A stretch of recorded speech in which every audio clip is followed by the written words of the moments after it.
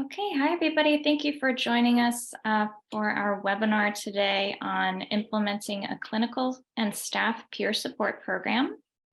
It's my pleasure to introduce Jackie Awosho, who manages the Betsy Lehman Center's peer support programs and other patient safety initiatives.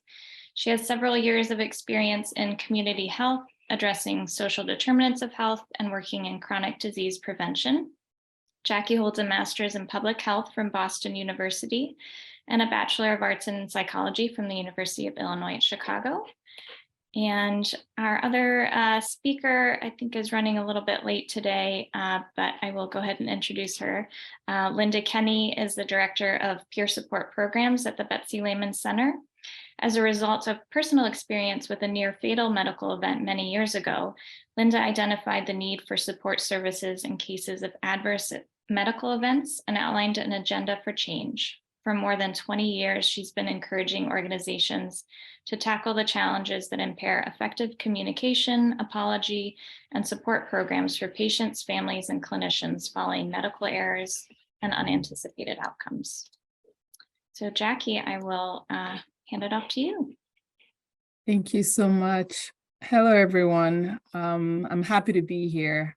I'm going to go ahead and share my screen. Hopefully it goes well. Okay. Does that look okay? Yeah. Okay, great. My colleague, Linda Kenny, is running a bit late, but hopefully she should join us sometime soon. So hi, everyone. I am from the Betsy Lehman Center in Massachusetts. I manage our peer support programs, and I've been doing this work for, I want to say, going on 5 years now. Linda and I have been working together for that long, but Linda has been doing this work for a very, very, very long time, for over a decade now. So we're going to talk about peer support today, and just a quick outline of what the presentation is going to look like. Most of the time today, we're going to spend going over what are the steps in implementing a peer support program. What does that look like? Many of you may already have a program, might be thinking about it. Maybe you've considered it in the past and decided it wasn't for you at that time. Maybe you're interested in doing it right now. Whatever space you may be, we're going to go through what that actually looks like. And then we're going to conclude by talking a little bit more about what does sustaining a peer support program looks like. But before we get started, we thought we would do a quick just a check to see who's in the room. I want to get a sense of who has a CRP program, who has a peer support program, and if anyone has been able to integrate those two programs together. So I believe there's a poll that will be launched. So just take a minute or two, and just respond. Great, so the poll, oh, I see that people are responding. That's great. Oh, okay. I can't see who's responding on my end, okay, but that's fine, as long as people are responding. I will let you know what the responses are looking like. Okay, so great. It's looking like about 60%. Oh, now it's 50-50 for whether your organization has a CRP. Does your organization have a support program for staff? About 65% say yes. And has your organization integrated a support program into your CRP? About 40% say yes. About 60% no, just one NA. So we'll give. Can you repeat the percent that have a peer support program, a support program? Yes, so now a support program is about 70% now with the respondents. Wow, that is amazing. Yeah, it's great. And the CRP is at around 60%. Okay. Great, so I'm going to go ahead and close that poll now. Thanks, everybody. Thank you. Oh, okay, I think we can see results now. This is really lovely to see. And now I think later on we will provide a chance to sort of unmute yourself and talk a little bit more. Okay, I don't know, it went away. I don't know if people are still seeing the results, but that's okay. I think that's really great to see that so many of you have a support program. One of the things that we've seen, especially in the coming out of the pandemic, is just the importance of having a support program, what that actually means. It was in the pandemic that Linda and I really saw, we've always believed in peer support and that peer support was important, but I think it was in the pandemic that we really saw why peer support really does matter. But before we get started, I want to just talk a little bit more about what peer support is. I know many of you are probably familiar with peer support. There's a whole body of literature on peer support, on adverse events. The word that comes out of the literature is second victim. That is not a word that we love to use, but it's a word that's out there. If you wanted to find out more information about how adverse event affects clinicians and staff, one of the keywords that is easier to find information on is if you use the word second victim. But over at the Betsy Lehman Center, we don't typically use that word, actually. We just mention it in case people are looking to just get more information about that. But one of the things that we do talk about a lot at the Betsy Lehman Center is why peer support itself is important, why peer support is important. And I would honestly say from my experience doing this work over the past few years is people want to talk to somebody else when something is going wrong with them. I think this is true for even outside of the clinical setting. I think in our own personal life, when something goes wrong, we want to talk to someone. Many of us, if we're having a bad day, feel better when we talk to a trusted colleague or a friend, a partner, a therapist, just someone, right? And this is from a data that we collected at the Betsy Lehman Center. We surveyed about, I want to say 10 to 15 hospitals who were part of our network of peer support hospitals. And the staff completed a survey. And one of the questions that we asked them is around trying to see if there was a link between folks who talked to someone after an event and also what they reported as the overall safety culture in their hospital. And one of the things that we saw is that for people who talk to a peer after an event,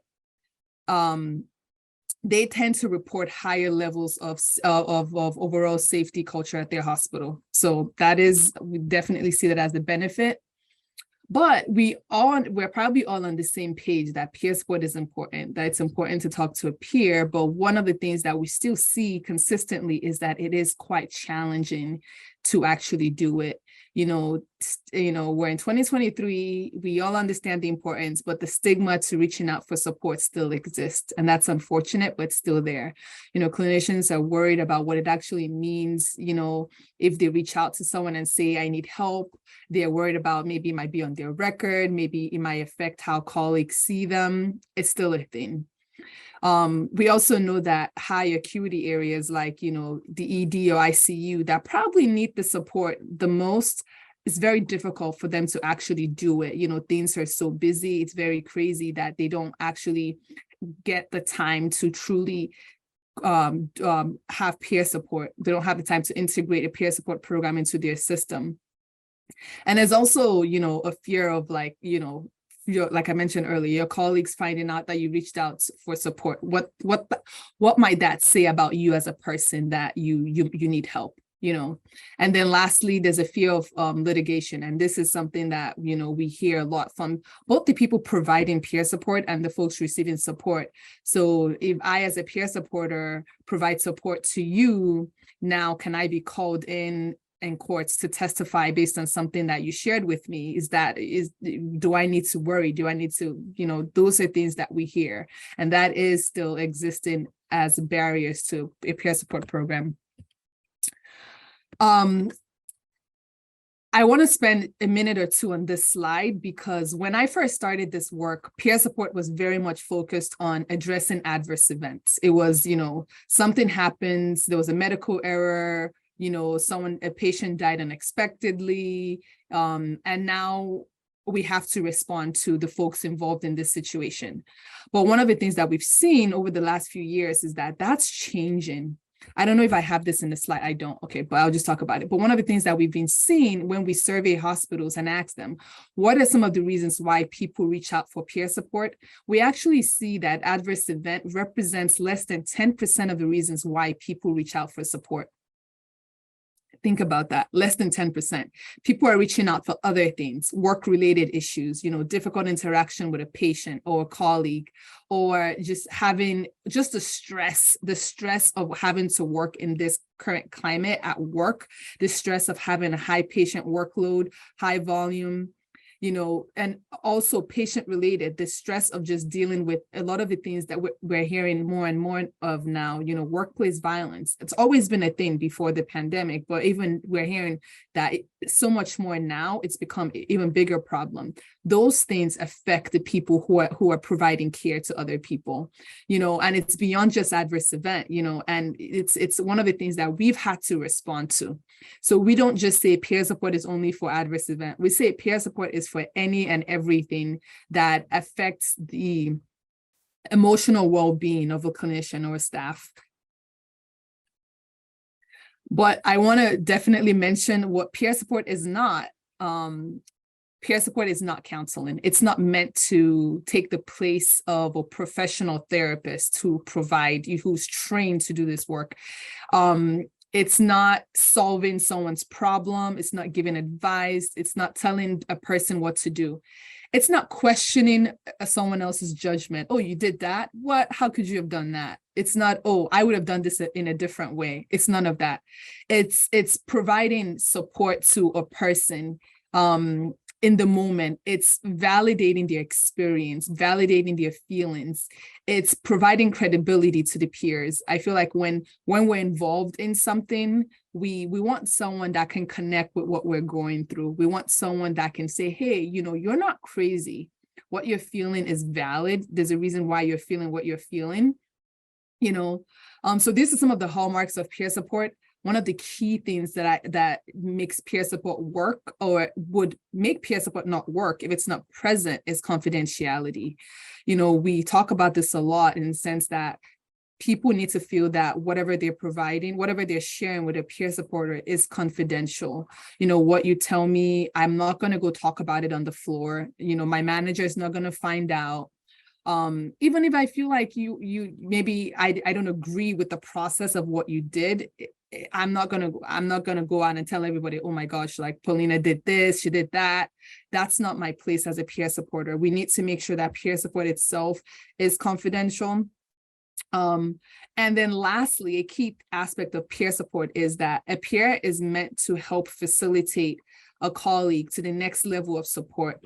You come to me for peer support. What I'm also doing is I'm accessing, I'm really seeing, do you need a higher level of support that I can't provide you? Do you need to be referred to EAP, Employee Assistance Program? Maybe you need an actual therapist because what you need is beyond the scope of my work as a peer supporter. Maybe you need chaplaincy or something else. A peer supporter really helps evaluate and see what else does this person need and how can I get them to that next level of support. I already sort of covered most of this, but I would just highlight what one of the couple of things that peer supporter doesn't do. So peer supporter is not involved in doing any quality assurance work or root cause analysis. That should be somebody else. That should not be the role of a peer supporter. And we do see instances where a peer supporter, where the person who does RCAs is also a peer supporter, and that can get a little bit tricky, but we always advise sort of like, to avoid playing those two roles. Peer supporter is not involved in disclosure coaching. That is something that somebody else should be doing. They don't evaluate job performance issues. Again, we really see that as something that can dilute that peer support relationship. They do not advise on malpractice stuff. That is not. And we have heard of certain places where people have sort of like changed the role of a peer, not changed, but sort of built on the role of a peer supporter to also incorporate someone who also advises on malpractice things. But as it relates to the programs that we have and how we train, that is not something that we've combined yet. Maybe in the future, but as it is now, we mostly just train on providing peer support. So now we're going to move into just talking about what implementing a peer support program actually looks like.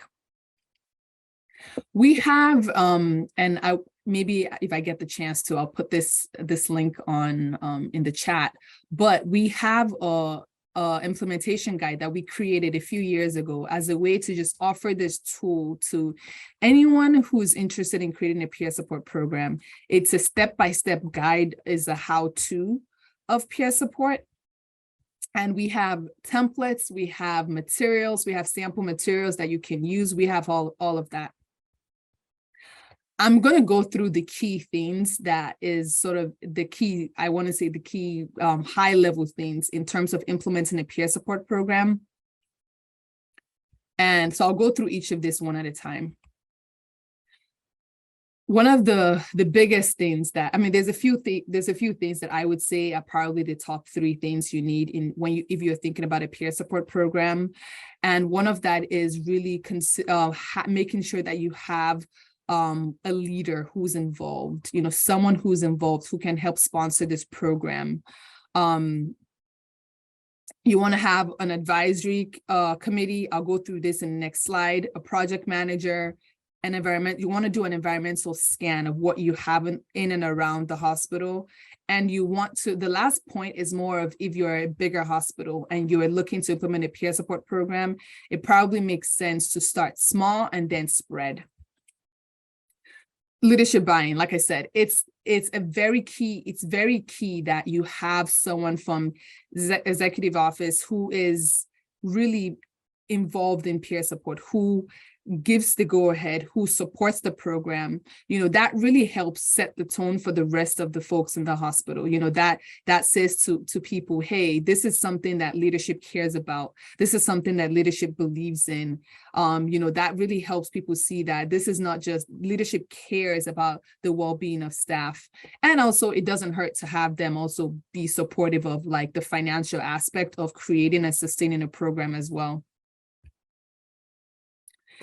The next key thing that I would say when it comes to implementing and sustaining a peer support program is having a project manager. That person could be, maybe their title is a project coordinator. It could be anything, but the key point of this is that peer support should be a part of that person's role. We typically recommend about a quarter of an FTE to that person. That person would dedicate that time to really making sure that all aspect of the program is running as it should. We've seen, Linda and I have seen situations where a physician, for example, reaches out to us and they really want to do peer support, but they don't have any support from anyone in their hospital. And they feel like, oh, I can take it on. I can play project manager. I can play champion. I can do it all. And one of the things that we find out later on is that most of the time, I don't want to make a blanket statement and say it's not possible, but it's very difficult to do peer support when you have a full-time job, when you're pulled in so many different directions.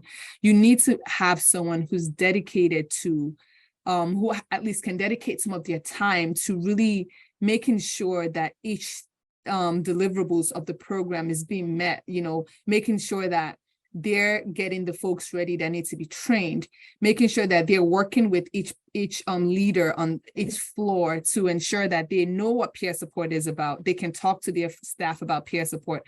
And also you need that person to be someone who can build a relationship with marketing and communication, which is something we'll talk about later on during this presentation. But having someone who can really help you work with marketing and communication to help brand this program and help spread the word about this program is very important as well. And another key thing at the beginning of when you're thinking about creating a program is having a multidisciplinary group. And this is, we typically recommend pulling people from different roles. So having a CNO, a CMO, someone from the HR, someone from patient safety, a risk manager, chaplaincy, just different roles involved. And the whole point of having an advisory is that you want a committee that helps you really think through how the ins and out of what you might need to think about before and during your process of creating a peer support program. These are the committee that would help you think through, oh, maybe it makes sense for us to start here and not there. How do we figure out where we want this program to live? Questions like that. The committee might also be helpful for you in addressing things that come up after you've done the training. The training it's generally easy to bring a bunch of people together and train them. The more difficult part is actually, we've trained people, now what? Like, what happens after the training? And there are issues that comes up after you've trained folks.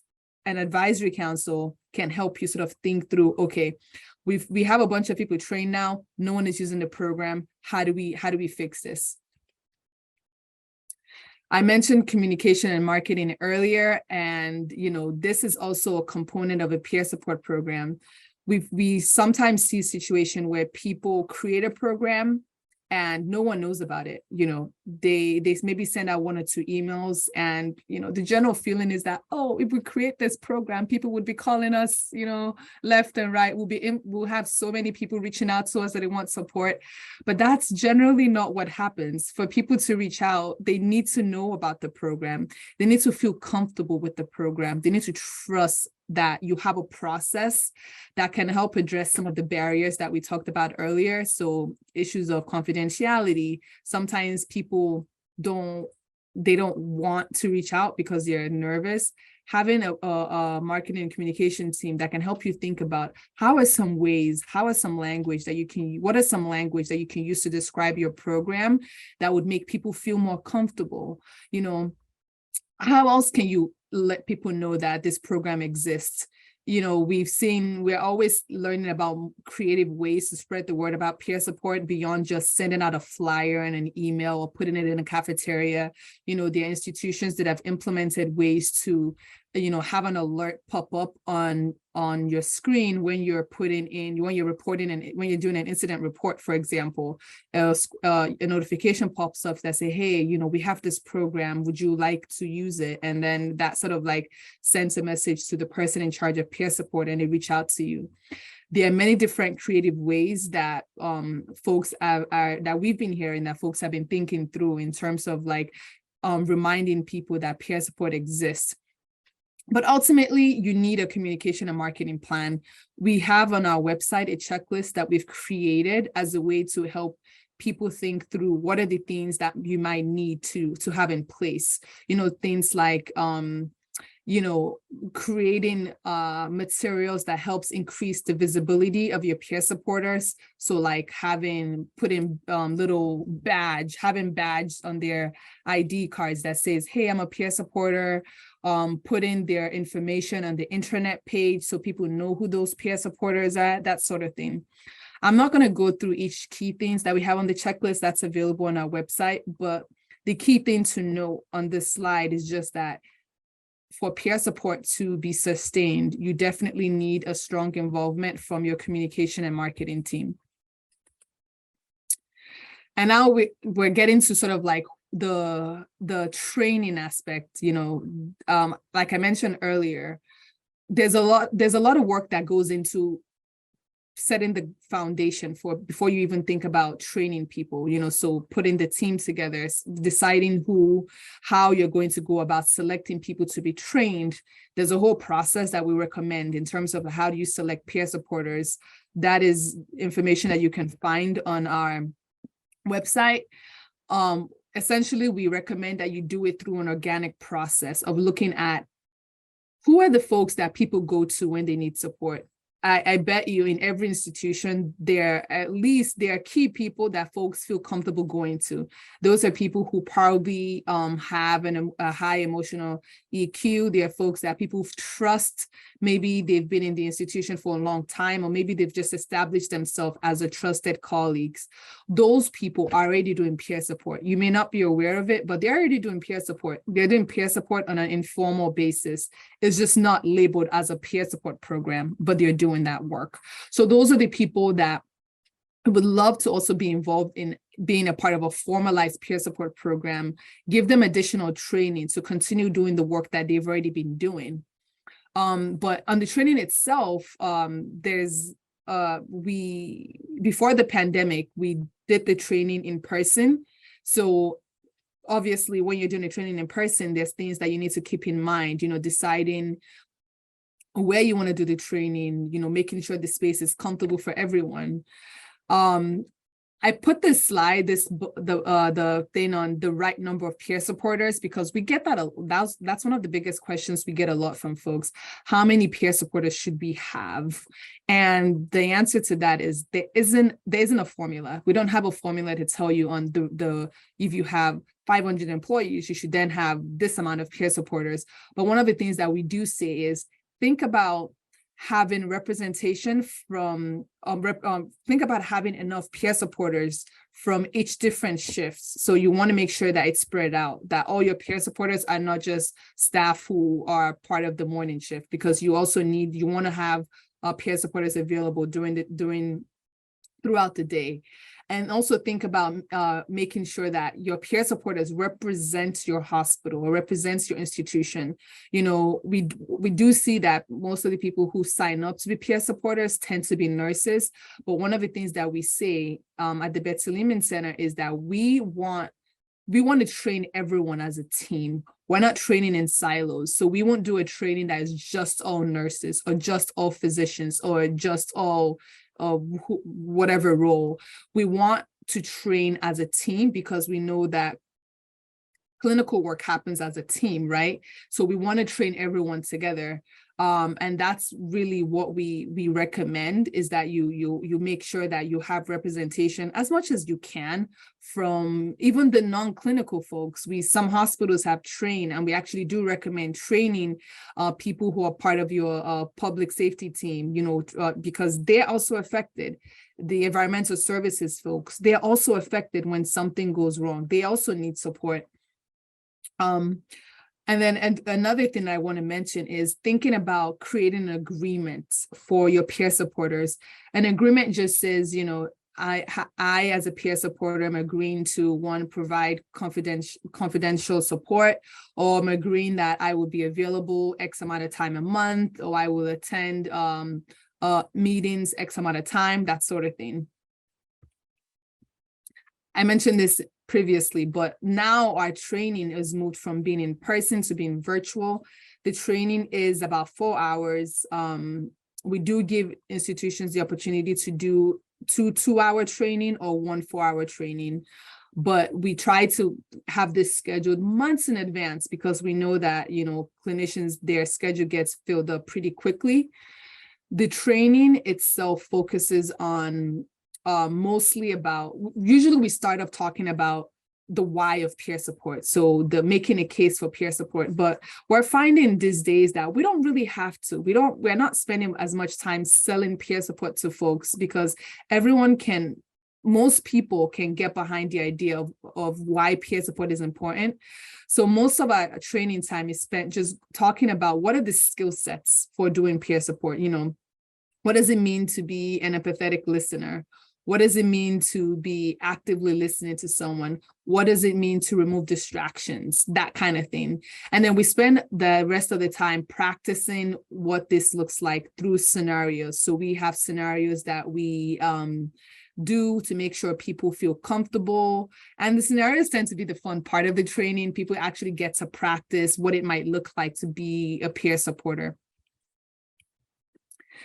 I mentioned that the training is the easy part. If you ask me what's the harder part of doing a peer support program, is actually making sure integrating the program into your existing system. You need to figure out where the program, even before you do the training, actually this slide probably should have been before the previous slide, but before you do the training, you need to figure out where a peer support program would live. Does it make sense to be under quality and safety or under someplace else, maybe HR, a different department, but where would the program exist? What are the situations that would trigger a peer support, that would sort of call on a peer support to happen? So for example, you would need to come up with a list of, okay, every time we have this happen, someone will reach out to the people involved to check in to see if they need peer support. Or every time someone does this, reports an incident, we would check in with them to see if they need peer support. You need to develop a list of things that would make people know that they can access peer support for. And especially now that, like I said earlier, we're looking beyond just responding to adverse event. We're looking at the fact that peer support, anyone can need peer support for a variety of many different reasons. So part of the training is also making sure that peer supporters feel comfortable approaching someone to see if they need support. Maybe you see a colleague who is typically always smiling and happy, but you notice that today they look a little bit down, checking in and saying, hey, are you doing okay? Is everything all right? Those types of things. Those things might not look like the traditional things of why you might want to have a peer support program, but like I said earlier, peer support really is responding to any emotional need that a colleague or staff might, a physician or staff might need. So this piece of evaluating the program is one of the things that we also have to mention. It's you want to have a sense of how well or sometimes not well that how your program is doing. You want to know who's using it. We tend to see that peer support sometimes, not all the time, is mostly used with nurses. You want to get a sense of who's mostly using the program. How can you sort of shift to making sure that peer support is also something that is being accessed by other people in the hospital? And this is, if you're creating a peer support program to benefit everyone, you need to sort of have a sense who's using it, who's not using it. And that way you can go back to your advisory council and say, hey, we noticed that we're not really getting much traction in this department or with this group of people. How can we fix that? How can we address that?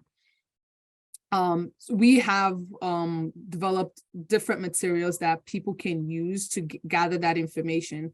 So one of the easiest way that we recommend is when you have a program, every month you reach out to all your peer supporters and ask them, in this month of March, how many people did you reach out to for support? How many people reached out to you? What type of event did they need support for? Maybe it's patient related, maybe it's work related, adverse event related. You want to know that kind of information. That also gives you a sense of, the data that I mentioned earlier about adverse event only representing less than 10%. The reason why we know that is because hospitals track their program and they track what people are coming to peer support for. And this tells a story of what's happening in your hospital. So I can't stress it enough how really important it is to do an evaluation of your program, or at least a process evaluation, to get a sense of how it's going. And this is also something that you can take back to leadership and use that to say, hey, this is what our peer support program is looking like. You can use that to sort of like negotiate or get better support in terms of money for your program. There was something else I wanted to mention in terms of evaluation. One of the things that we really wanted to do at the Betsy Lehman Center that we were on track to do, but the pandemic happened, is evaluate overall the effectiveness of a peer support program in terms of, does peer support, we know because we've heard anecdotally that peer support makes a difference, but one of the things that we've been trying to figure out how to study or evaluate is how peer support makes a difference.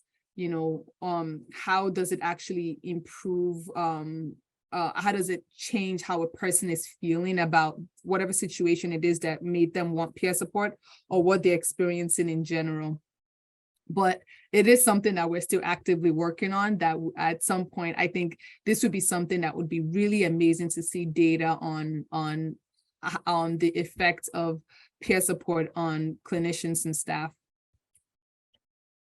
Jackie, I apologize for being late. There was a family emergency that I've handled, so I apologize for being late. But also with that tracking, as Jackie said, one of the things that there's no data on is we know these programs are effective, but we don't know how the user of the peer support experiences it. So that's what I think the Betsy Lehman Center, along with, as Jackie said, but along with like Brian Sexton, Sue Scott, Albert Wu, all those players we're all kind of working together to see if we can come up with a way to measure that.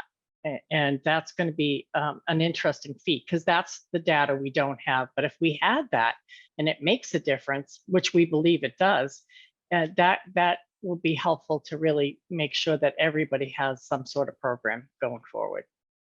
Thanks, Jackie. Actually, Linda, do you want to talk about this slide? Yeah, do you want to go back to the other one? Which other one? The one before it? This? Yeah. Okay. And then I'll talk about the toolkit. Is that what you mean? Oh, okay. Okay. Yes. Thank you. I actually forgot that I didn't talk about this slide already. I'm like, wait, I already talked about that, but I actually didn't. So obviously this is we're now at sort of like the other end of, you've implemented a peer support program, you've trained people, you have your system going, you have a system in place. Now, the most difficult aspect is sustaining. I can't tell you the number of hospitals that, have reached out to us that either have had a program trained and then years later, they have no program and they're reaching out to us because they're trying to figure out a way to revive the program. Or unfortunately, I'm not even going to if I'm being transparent, we've trained hospitals, worked with them, they've created the program, trained people, and as of today, some of them don't have a program anymore. Things happen. It's very challenging. It takes a whole lot more. And I'm sure many of you have a support program. I'm sure you can probably agree that it is challenging. And I think we have a couple of slides later just talking about some of the challenges. But there are some things that over the years that we feel that can help in terms of increasing your chances of sustaining a program or keeping your program going. One of the key things is keeping your advisory committee going.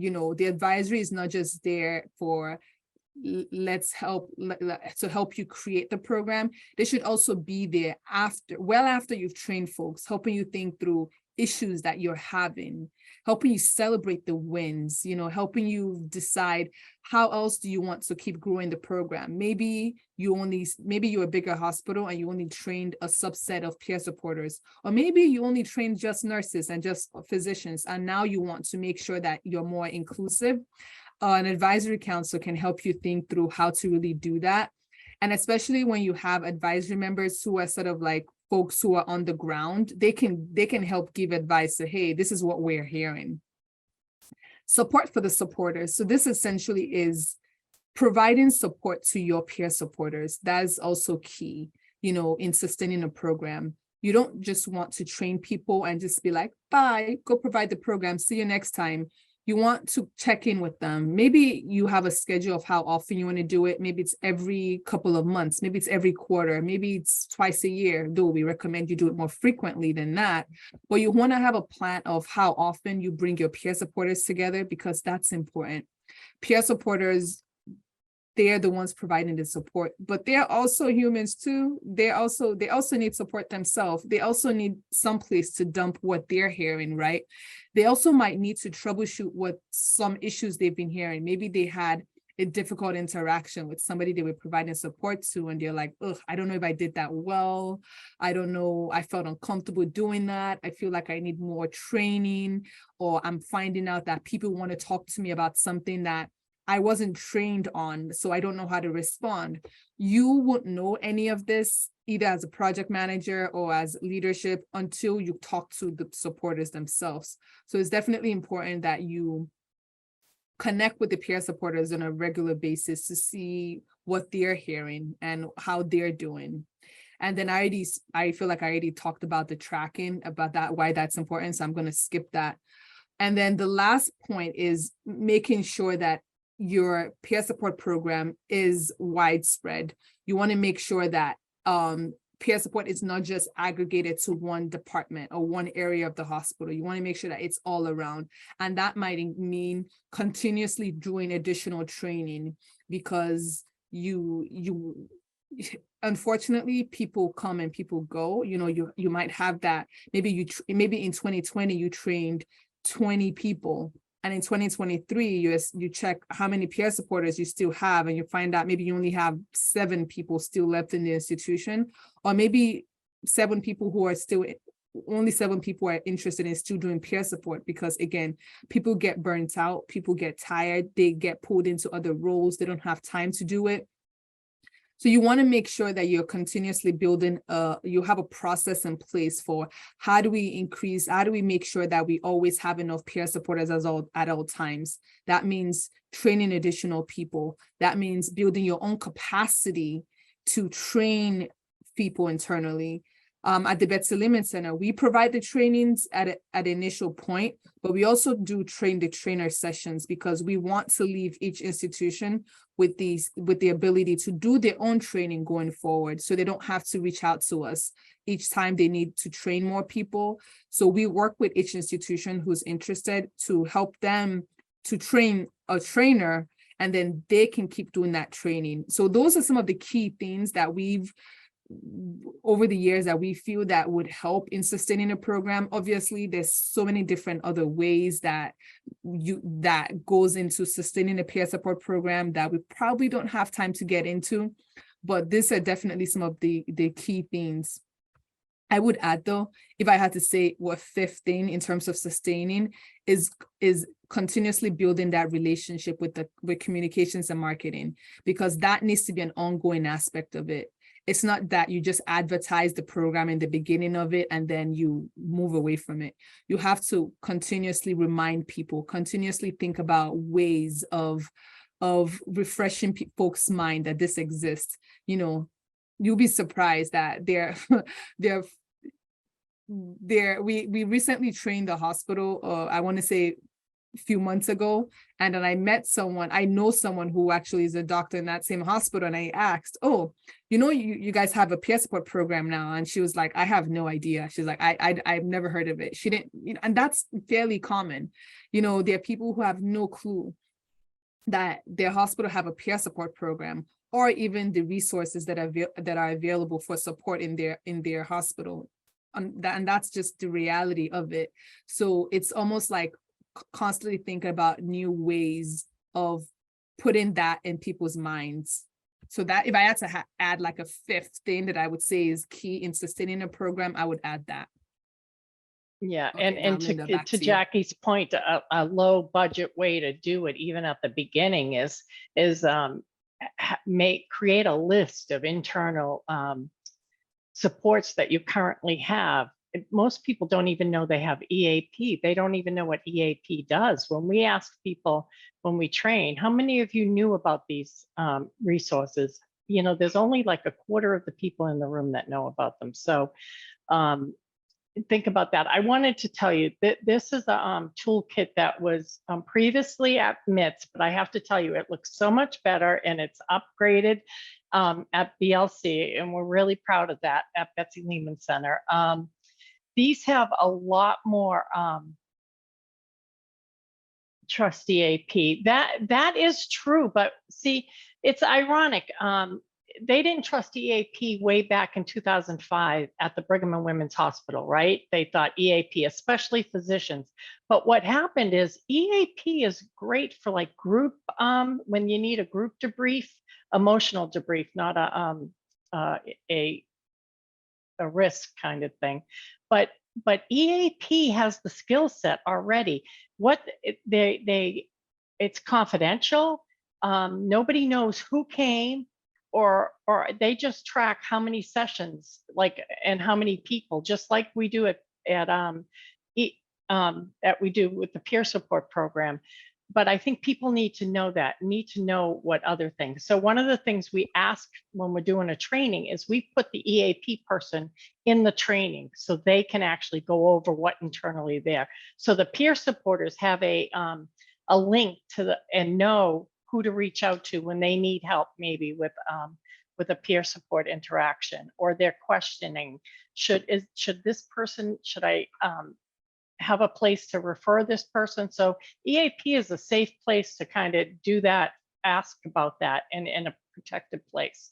I think we need to EAP is not what it used to. It used to be like the problem people were always sent there. From what I remember, like a long time ago when I was in healthcare. So I would say give it a shot. But anyway, this toolkit was again, all the people, the Sue Scotts, the Albert Roos, and other leaders within healthcare. I think Tom Gallagher was on it too.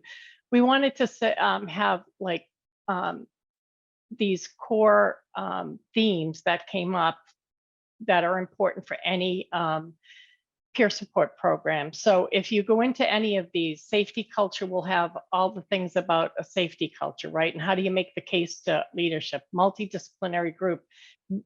Jackie just went over most of these things: policies, procedures, and practices. And a lot of people have given us their samples. So a lot of this stuff is their samples. Sue Scott's, some are Albert Wu's, some are what is it? Physicians insurance in Washington.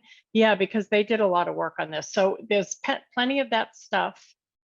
Oh, okay. Yes, with Joe Shapiro from the Brigham. Yes.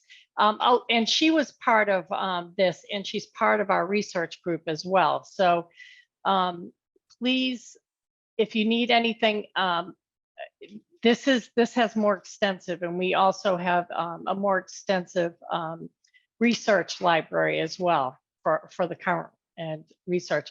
It's so funny, when we first started this out, all we had as a reference point, now this is 2004, was Albert Wu's paper, To Err is Human, about that clinicians are second victims too.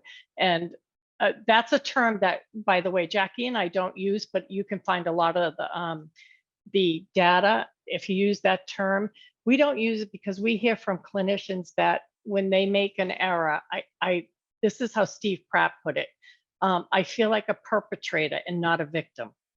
So we try to stay away from that term, but we do tell people that's where you find the literature.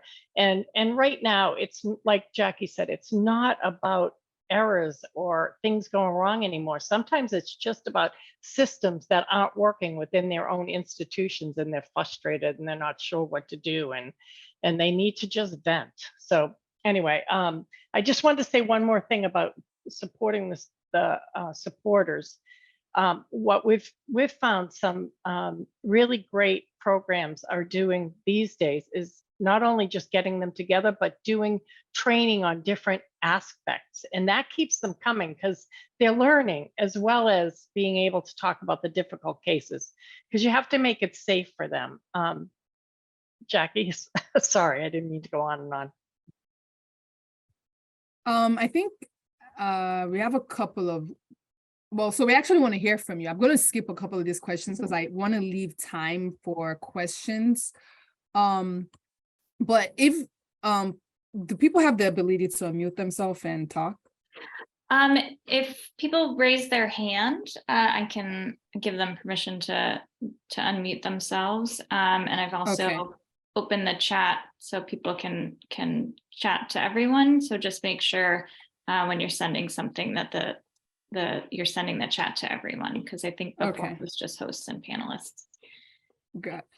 So we wanted to know, for those folks who have a support program, or maybe specifically a peer support program, what are some of the challenges that you've had in either creating your program or sustaining your program? Maybe you can put that in the chat, or maybe raise your hand so you can be unmuted. We would love to hear your feedback.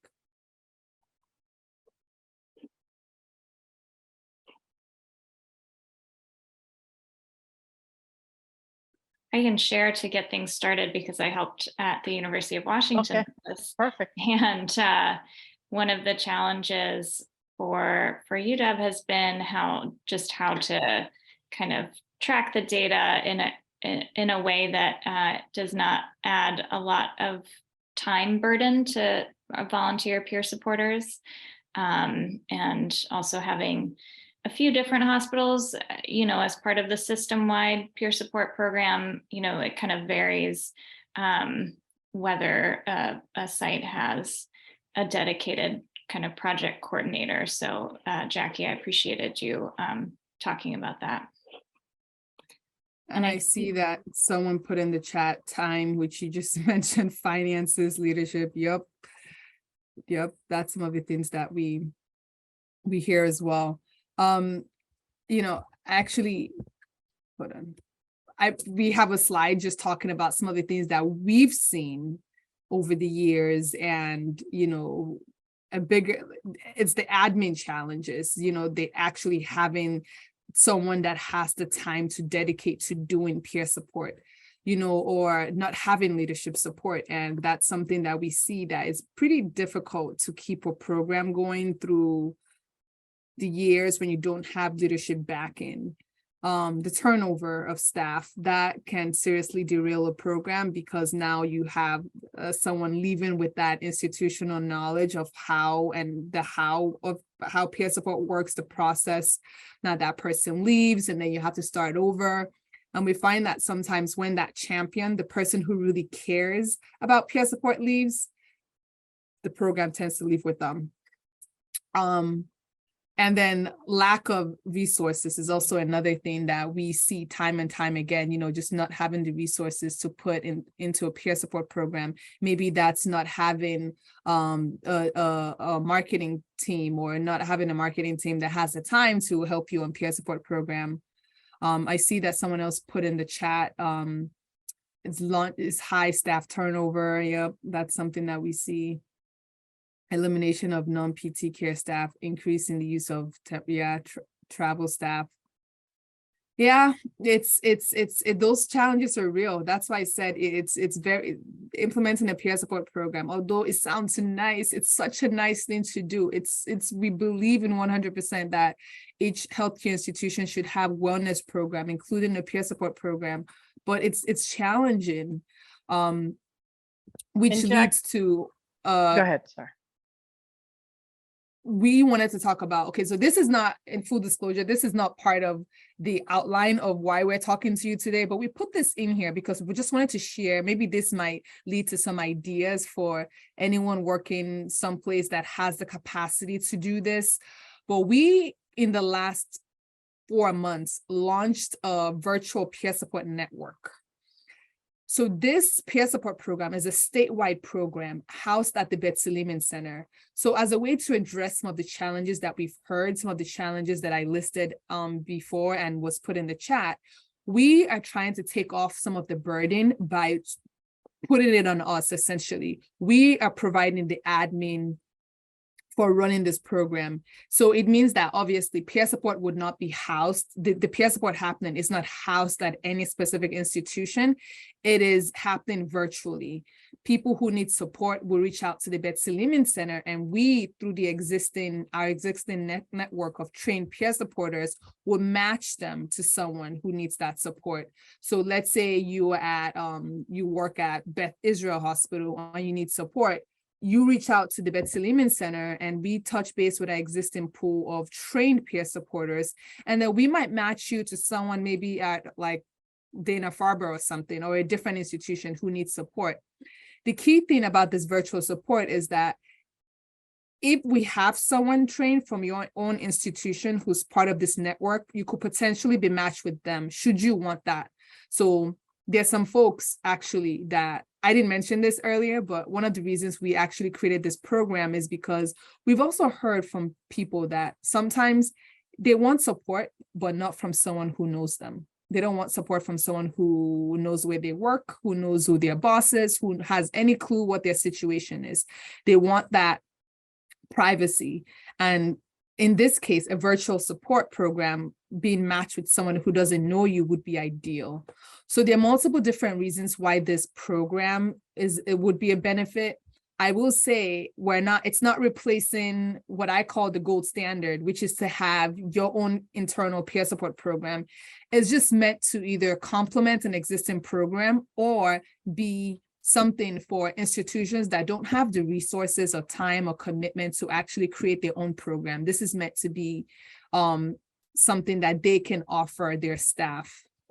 Jackie and I have seen some smaller institutions with big hearts and really want to be able to have a program, but they're continually losing that admin person, or they just don't have the bandwidth. So we're hoping to provide that for them. Exactly. We can keep going on and on about peer support, but I want to stop to see if, folks have any questions, comments, thoughts, about anything that we've talked about today. So again, feel free to use the chat, the Q&A function, or I think I'm going to stop sharing actually. Great. Or you can raise your hand and I can unmute you to ask your question live.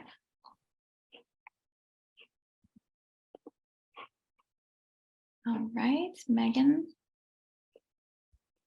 you can go ahead. Hi, so I'm Megan. I work over at Melrose Wakefield Hospital in the risk management department. And so I think relatively we'd be considered a smaller organization. Have you seen smaller organizations be successful implementing this peer support program, or do you think that they'd be better served by leading more on the Betsy Liebman Center rather than doing these kind of online or virtual rather peer support?